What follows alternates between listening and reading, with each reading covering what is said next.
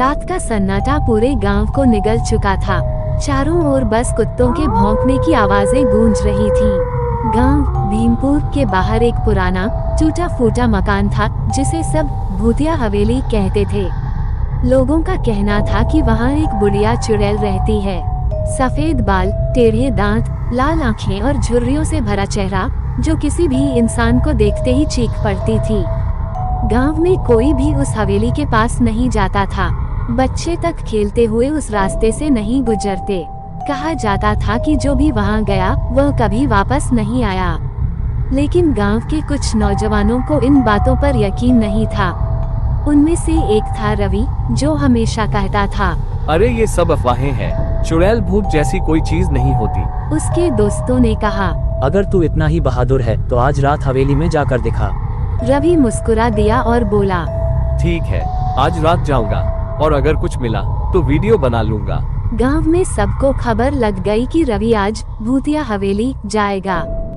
सब उसके पागलपन पर हंस रहे थे, पर मन ही मन डर भी रहे थे। रात के 12 बजे रवि कैमरा लेकर अकेले ही हवेली की तरफ चल पड़ा। जैसे जैसे वह पास पहुंचता गया, हवा ठंडी होती गई। पेड़ों की डालियां चरमराने लगीं। दरवाजे पर एक टूटी हुई नाम लगी थी, मालती देवी। रवि बोला, मालती देवी, शायद यहाँ कभी कोई बुढ़िया रहती होगी। हवेली का दरवाजा चरर्रा की आवाज के साथ खुला। अंदर मकड़ी के जाले और टूटी फूटी कुर्सियां बिखरी थीं। दीवारों पर काले धब्बे और बीच में एक पुराना आईना रखा था, पूरा धूल से भरा हुआ। रवि ने कैमरा ऑन किया। दोस्तों, मैं हवेली के अंदर हूँ, देखो कुछ भी डरावना नहीं है। उसी वक्त हवा का झोंका आया और दरवाजा अपने आप बंद हो गया। धड़ाम। रवि चौंक गया। उसने आवाज लगाई, कौन है वहाँ? कोई जवाब नहीं आया, बस एक हल्की सी खांसी की आवाज आई। रवि की रीढ़ की हड्डी में ठंड उतर गई। वह कैमरा लेकर आवाज की दिशा में गया। कमरे के कोने में एक बूढ़ी औरत बैठी थी, बाल बिखरे, आंखें लाल जैसे जलते कोयले और होठ सूखे हुए थे। वह धीरे से बोली, क्यों आई हो मेरे घर में? रवि कांपते हुए बोला, माँ, मुझे लगा यहाँ कोई नहीं रहता। बुढ़िया हंस पड़ी। अब तो रहूंगी तेरे अंदर। इतना कहते ही वो खड़ी हो गई। वह रवि की ओर बढ़ी। रवि चीखा, बचाओ, कोई बचा लो मुझे। लेकिन उसकी आवाज बाहर नहीं पहुंची। अगली सुबह गांव वालों ने देखा, हवेली के दरवाजे पर रवि का कैमरा पड़ा था। उसमें आखिरी रिकॉर्डिंग थी। रवि के गायब होने की खबर पूरे गांव में फैल गई। किसी को समझ नहीं आया कि वो कहां गया। पुलिस भी आई, लेकिन हवेली के अंदर सिर्फ खून के निशान और टूटी हड्डियां मिली। गांव के बुजुर्ग बोले, वो मालती देवी की आत्मा है। उसे 30 साल पहले गांव वालों ने जला दिया था, क्योंकि उस पर जादू टोने का आरोप था। कई साल पहले मालती देवी एक बूढ़ी औरत थी जो गांव के किनारे रहती थी। लोग कहते थे कि वह जड़ी बूटियों से बीमारियों का इलाज करती थी। लेकिन एक दिन सरपंच के बेटे की मौत हो गई। लोगों ने बिना कुछ सोचे मालती पर इल्जाम लगा दिया कि उसने जादू से उसे मारा है। गुस्साए भीड़ ने उसे बांधकर जिंदा जला दिया। मरते वक्त उसने कहा था, मैं लौटूंगी और हर उस इंसान की आत्मा लूंगी जिसने मुझ पर झूठा इल्जाम लगाया। तब से हवेली उसी की आत्मा का घर बन गई। रवि के बाद 2 और लड़के दीपक और मोहन हवेली देखने गए। अगली सुबह दोनों की लाशें कुएं के पास मिली। उनके चेहरों पर डर ऐसा था जैसे उन्होंने कुछ बेहद डरावना देखा हो। लोगों ने घरों के दरवाजे सूरज ढलने से पहले बंद करना शुरू कर दिया। कोई भी रात में बाहर नहीं निकलता। एक दिन गांव की एक औरत, कुसुम, अपनी बीमार बेटी के लिए दवा लेने शहर जा रही थी। रास्ता उसी हवेली के पास से गुजरता था।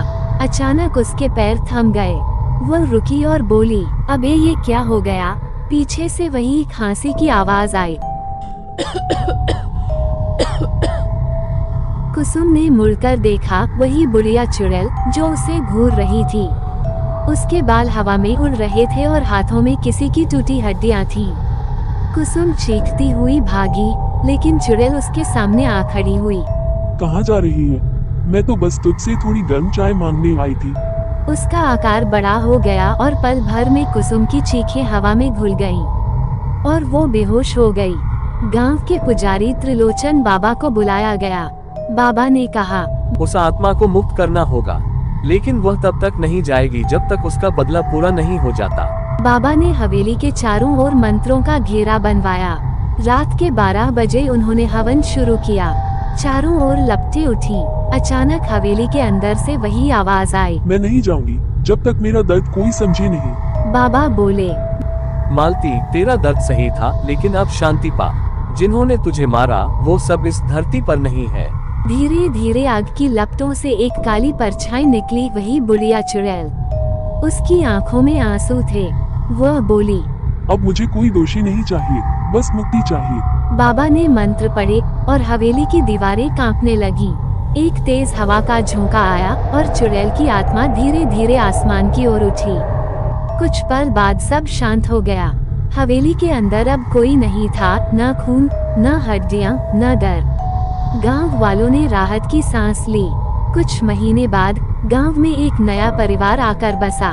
उनकी छोटी बेटी को रात में नींद नहीं आती थी। वह कहती, माँ, वो बुढ़िया फिर आई थी, उसने कहा वो चाय पीने आएगी। माँ ने हंसते हुए कहा, बेटा, वो तो कहानी थी। लेकिन बच्ची के कमरे में रखे आईने में एक पल के लिए किसी की झलक दिखाई दी।